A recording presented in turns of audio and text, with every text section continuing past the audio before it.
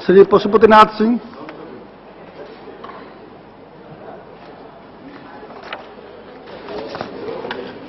माननीय उपाध्यक्ष महोदय, आपने झारखंड के प्रथम अनुपूरक मांग पर मुझे बोलने का अवसर दिया है। इसके लिए हम आपके प्रति आभार व्यक्त करते हैं। यह अनुपूरक मांग 1242.71 करोड़ का है। यह अतिरिक्त मांग है। यह अनुपूरक मांग झारखंड के विधानसभा में रखी जानी चाहिए थी, लेकिन आज यह संवैधानिक मजबूरी और परिस्थितिवश लोकसभा में रखी जा रही है। अध्यक्ष महोदय, एक बात के लिए हमें खुशी भी है कि जहां झारखंड विधानसभा में अगर मांग पर अपनी बात को कोई सदस्य रखते तो केंद्र सरकार तक पहुंचने में उसे काफी दिक्कत होती, लेकिन आज केंद्र सरकार सीधे इस मांग को रख रही है। निश्चित रूप से झारखंड के लोगों की अपेक्षा केंद्र सरकार से पूरा करने का भी रहता है। उस इच्छा की पूर्ति केंद्र सरकार करने में निश्चित रूप से सहयोग करेगी। पिछले बार सामान्य बजट पास हुआ था और आज 4-5 महीने के बाद हम अनुपूरक बजट पर लेकर आए हैं। ऐसे तो यह सामान्य तौर पर जो नॉर्मल प्रक्रिया है और उस प्रक्रिया के तहत हम इस बजट को पारित भी करेंगे, क्योंकि इसमें कोई खास बात तो दिखाई नहीं देती। कोई विकास के अभिरुचि जो राष्ट्रपति शासन में अगर कुछ परिवर्तन दिखाई देता कि कई नई सोच के अनुसार राज्य में अगर यह सरकार, केंद्र सरकार कुछ वहां के लोगों के, चाहे वह महंगाई की बात हो, चाहे वह सुखाड़ की बात हो, चाहे अकाल की बात हो, उसमें कुछ सहयोग करे। लेकिन इस अनुपूरक बजट में कहीं भी आपको देखने को नहीं मिलेगा। इस इच्छा शक्ति का इजहार राष्ट्रपति शासन में नहीं हुआ है। आप उपाध्यक्ष महोदय झारखंड से आते हैं और आज जानते हैं कि महंगाई की चर्चा पूरे देश में हो रही है। लोग, कई प्रदेश के लोग इस बात के लिए चिंतित नहीं रहते कि महंगाई भी एक मुद्दा है, गरीबों का मुद्दा है। झारखंड जहां पर कैपिटा इनकम प्रतिवर्ष एक व्यक्ति का औसत आय 24,000 रुपये सिर्फ हो और उस जगह पर अगर 2,000 रुपये प्रति व्यक्ति के हिसाब से औसत आय हो और उस राज्य के लोगों को महंगाई की कितनी चिंता हो सकती, वह आप खुद सोच सकते हैं। लेकिन सरकार उसके लिए भी चिंता नहीं की। चाहे वह सुखाड़ हो, चाहे महंगाई हो, दोनों के ऊपर इस बजट में कोई प्रावधान नहीं है कि किस तरह से हम सुखाड़ से लड़ने का काम करें। वहां के लोग जो अकाल पीड़ित हैं, उनसे हम किस तरह से राहत दे सकें। सिर्फ किसानों की समस्या नहीं है, चाहे वह पिछले साल से लेकर इस वर्ष तक फसल बीमा वहां के लोगों को भुगतान नहीं किया गया, यहां तक अगर सीमित रहती तो बात समझ में आती। लेकिन खेतीहर मजदूर जिनको रोजगार इस समय रोपनी के समय मिलता था, उनको वह रोजगार भी नहीं मिल रहा।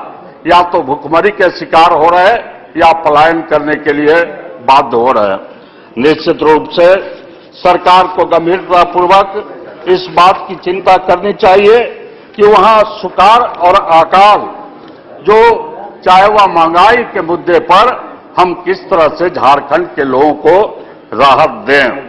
अभी कुछ दिन पहले इस लोकसभा में शोर शराबे के बीच राष्ट्रपति शासन का अनुमोदन हो गया। अगर उस दिन भी मौका मिलता लोगों को तो निश्चित रूप से औचित्य राष्ट्रपति शासन के औचित्य और परिस्थितियों पर चर्चा किए होते।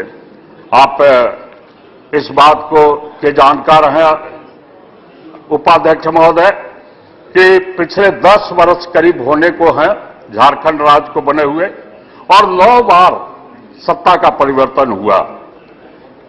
1 साल का औसत आयु झारखंड सरकार की रही।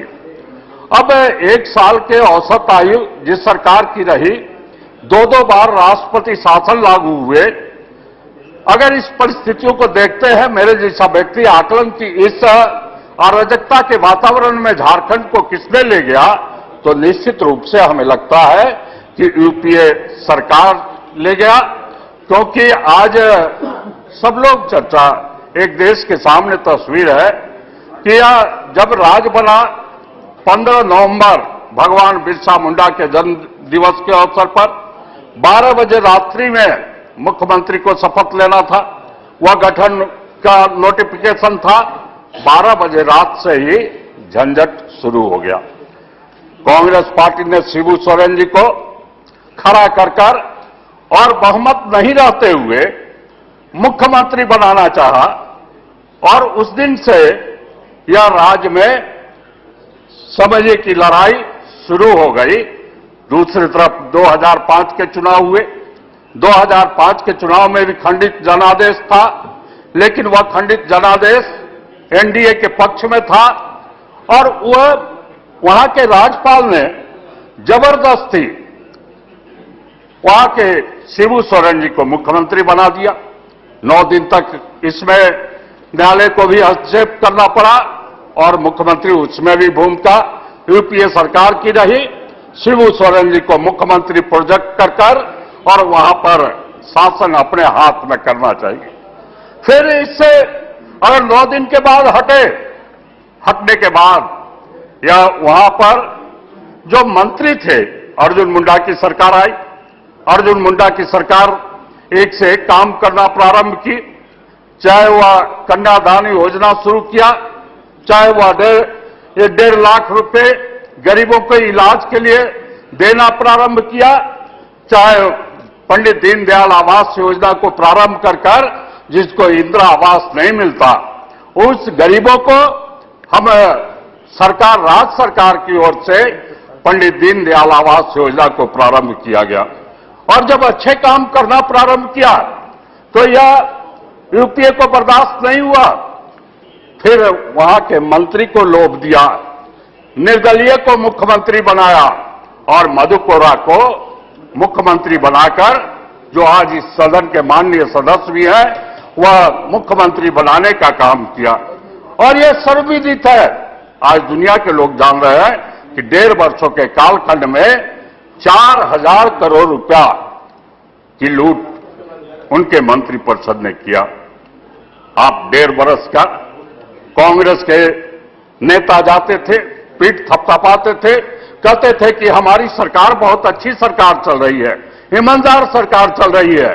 और वह सरकार 1.5 वर्षों में आज मुख्यमंत्री सहित और उनके 3-3, 4-4 मंत्री जेल में पड़े हुए हैं। आप खुद सोच सकते कि ऐसे परिस्थितियों का निर्माण, जब वह उनको हटाकर फिर कांग्रेस ने शिबू सोरेन जी को मुख्यमंत्री बनाया। अब शिबू सोरेन जी विधानसभा के चुनाव में हार गए। यह भी एक इतिहास बना। निर्दलीय को मुख्यमंत्री और निर्दलीय का मंत्रिपरिषद, भारत के इतिहास का एक नमूना कांग्रेस ने पेश किया, वह झारखंड में पेश किया। और दूसरी तरफ आप देख रहे हैं कि उसके बाद आप आगे के कालखंड में चले तो शिबू सोरेन जी के बाद राष्ट्रपति शासन आया। राष्ट्रपति शासन, जहां यह झारखंड के दो वर्षों में 2 बार राष्ट्रपति शासन लगा और 3-3 राज्यपाल हुए, एक राज्यपाल हुए। भ्रष्टाचार के कारनामे जग जाहिर हुआ। उनके घर, उनके प्रिंसिपल सेक्रेटरी आईएएस के घर पर छापे पड़े, उनके पीए के घर पर छापे पड़े और अरबों रुपए की संपत्ति पकड़ी गई, अरबों रुपए की संपत्ति पकड़ी गई। यह पूरे देश में बदनामी हुई राज्यपाल की। तब सरकार ने कोई उनको सजा नहीं दिया, डिसमिस नहीं किया, बल्कि झारखंड छोटे राज्य से उनको आसाम का राज्यपाल बना दिया, बड़े राज्य का राज्यपाल बना दिया। अब आप सोच सकते हैं कि इन परिस्थितियों का निर्माण, सत्ता किसी तरह से अपने हाथ में रहे, यूपीए के हाथ में रहे, कांग्रेस के हाथ में रहे, यह हमेशा प्रयास होता रहा।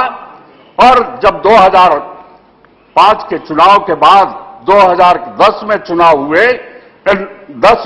हुए, उसके बाद की परिस्थिति को भी देखें आप, तो निश्चित रूप से लगता है कि झारखंड को अस्थिर करने का काम अगर किया तो यूपीए सरकार ने किया, क्योंकि सरकार चल रही थी, खंडित जनादेश था। खंडित जनादेश में जो भी लोकप्रिय सरकार हो सकती है, यह नहीं कह सकता, किसी के बस की बात थी नहीं कि हम सरकार को बना लें, लेकिन सरकार बनी। और सरकार बनने के बाद आप देखें, अगर कहूं तो मुख्यमंत्री जी को लाकर यह कटौती प्रस्ताव में और यहां पर वोट दिलाने का काम किया कांग्रेस ने, यूपीए सरकार ने। अब यह अनैतिक काम राज्य में मुख्यमंत्री एनडीए के साथ और केंद्र में वह मुख्यमंत्री आकर यूपीए के समर्थन में वोट डालता हो, तो निश्चित रूप से भारतीय जनता पार्टी ने निर्णय लिया कि हम अनैतिक काम को बढ़ावा नहीं देंगे। हम इस बात की भूरी भूरी प्रशंसा हुई और पूरे राज्य में प्रशंसा हुई, पूरे देश में प्रशंसा हुई कि यह भारतीय जनता पार्टी का यह कदम निश्चित रूप से क्रांतिकारी कदम है, नैतिकता के आधार पर उठाया गया कदम है। आप सोच सकते हैं कि इन परिस्थितियों की चर्चा, राजनीति का स्थिरता, सत्ता अपने हाथ में रहे, झारखंड में अगर आधार है तो वह एनडीए का आधार है, और एनडीए का आधार है उसके बल पर पिछले चुनाव, महंगाई जब मुद्दा का हम लोग चुनाव लड़ रहे थे लोकसभा का, और उस समय महंगाई एक मुद्दा था, वह प्रभावित दिल्ली को नहीं किया। जहां औसत आय 1,77,000 हो, उसको प्रभावित नहीं किया। प्रभावित किया तो जिस राज्य में 24,000 और 14 एमपी की सीट है, कांग्रेस को सिर्फ 1 एमपी झारखंड में मिला, सारे के सारे कांग्रेस के खिलाफ हो गए। ऐसे जहां गरीबी है, जहां पर महंगाई है, तो निश्चित रूप से वहां पर यहां केंद्र में बैठी हुई सत्ता जो सिर्फ बड़े बड़े लोगों की चिंता करती है, गरीबों की चिंता नहीं करती, उनको 14 में 1 एमपी झारखंड से जीत कर आए। आप सोच सकते हैं, सौभाग्यशाली रहे वहां के एमपी जीत कर आए, और सौभाग्यशाली रहे कि मंत्री भी बन गए, और निश्चित रूप से उनके मंत्री परिषद से में क्या बात होती है, कितना सहयोग कर पाते हैं। कल जब चर्चा हो रही थी, और चर्चा हो रही थी कि बिहार को स्पेशल पैकेज दिया जाए, झारखंड को स्पेशल पैकेज दिया जाए, तो निश्चित रूप से लगता है कि झारखंड की आवश्यकता है कि उसको विशेष मदद केंद्र करे। अगर विशेष मदद केंद्र नहीं करेगी तो निश्चित रूप से जिस उद्देश्य से राज्य बना, आदिवासी बाहुल लोगों के, उनको यह उद्देश्य था कि हम किस तरह से उनके जीवन स्तर को सुधारने का काम करें। लेकिन आप आज देखें, उनके जीवन स्तर को सुधारने का काम नहीं हो पा रहा। अब चिंता होती है, आज हम लोग जनप्रतिनिधि हैं, भारत के संसद के सदस्य हैं, लेकिन चिंता होती है कि राष्ट्रपति शासन में अभी बीपीएल की सूची बनी और बड़े घोटाले हो गए। जो गरीब थे उनके नाम नहीं चढ़ाए गए, जो अमीर थे, जो 2 तल्ले 3 तल्ले मकान में, उनके नाम चढ़ाए गए। और पूरा झारखंड में एक लोगों की मांग है कि वहां पर बीपीएल सूची में सुधार हो। अब दूसरी तरफ देखें, आज कल जब बड़ी अच्छी चर्चा हो रही थी और वित्त मंत्री जी, माननीय वित्त मंत्री जी इस बात को कह रहे थे, उन्होंने स्वीकार भी किया। आज बीआरजीएफ, नरेगा, ये कोई डीआरडीए पास भी कराना है, डीआरडीए से नहीं पास होता। वह तो लिस्ट बनता है, अफसर बनाते हैं और वही पास होकर क्रियान्वित। और वह लिस्ट कैसा बनता? वह गरीबों के हित का लिस्ट नहीं बनता। उसको कहें कि ठेकेदारी oriented, contractor oriented project scheme लिए जाते हैं और सिर्फ उसमें कॉन्ट्रैक्टर को किस तरह से फायदा हो। जंगलों में सड़क बना दिए। अब आप सोच सकते हैं कि इस तरह से अगर राष्ट्रपति शासन में होगा और जिसमें जनप्रतिनिधि की बात नहीं, जनता की बात नहीं, वह अगर सुनी जाए तो निश्चित रूप से तकलीफ होती है। और अपेक्षाओं के अनुसार हम इस काम को करने में आज झारखंड की दयनीय स्थिति है। उसके पीछे के इतिहास को हमने बतलाया, लेकिन अगर वहां पर आप भी जानते हैं कि कई प्रकार के अविभाजित बिहार में कई प्रकार के घोटाले हुए, चाहे वहां चारा घोटाला हुआ हो, वहां लकड़ी घोटाला हुआ हो, वहां अलकतरा घोटाला हुआ हो, वहां पर जमीन घोटाला हुआ हो, और यह समय की सारे घोटाले हुए। अब झारखंड में और घोटाले हुए कि जब राज्य बना तो यह मुख्यमंत्री के द्वारा घोटाले हो गए कि 1.5 वर्ष में 4000 करोड़ एक व्यक्ति कमा लिया। कृपया समाप्त करें। और ऐसे समय में हम अपेक्षा करेंगे। अब लोग कहते हैं आधारभूत समस्या, जितने समस्याएं हैं उसका समाधान नहीं हुआ। अब माननीय गृह मंत्री जी, जहां विकास नहीं है वहां उग्रवाद है। अगर विकास आप किए होते, वहां के पैसे जो विकास के लिए गए उसके घोटाले नहीं हुए होते, तो निश्चित रूप से आज देश के सामने जो उग्रवाद चिंता है वह उग्रवाद की चिंता। और किस तरह से लोग रह रहे हैं। 365 दिन में 100 दिन झारखंड बंद उग्रवादियों के द्वारा हो रहे हैं। अब उग्रवादियों के द्वारा जब भी आह्वान हो जाता, बंद हो जाते। अब समाप्त करें। 2 मिनट और 2 मिनट पास भी करना है और भी लोग बोलने वाले हैं ना। उग्रवादियों के द्वारा, अब उग्रवादी के द्वारा बंदी का आह्वान हो जाता तो पुलिस घर में दुबकी रहती है, गेट में, थाना में ताला बंद हो जाता और वह दुबकी रहती। जनता भी बेचारी लाचार बेबस अपने घर में, और सारा चीज ठप हो जाता। नहीं लग रहा है कि कोई सरकार नाम की चीज है, और सरकार नाम की चीज है। इससे यह बात नहीं है कि सारे लोग दुखी भी हैं। अगर इस दुखी है तो इसका समाधान खोजना चाहिए। आप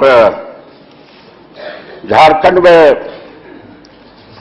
इस बात की चिंता है कि अभी पिछले विधानसभा के चुनाव में कोशिश की गई कांग्रेस के द्वारा कि सत्ता मेरे हाथ में आ जाए, और जेवीएम के साथ जिनके चुनावी गठबंधन किए, चुनावी गठबंधन के बाद चुनाव परिणाम आने के बाद कहा कि नहीं, हमारा चुनाव तक गठबंधन था।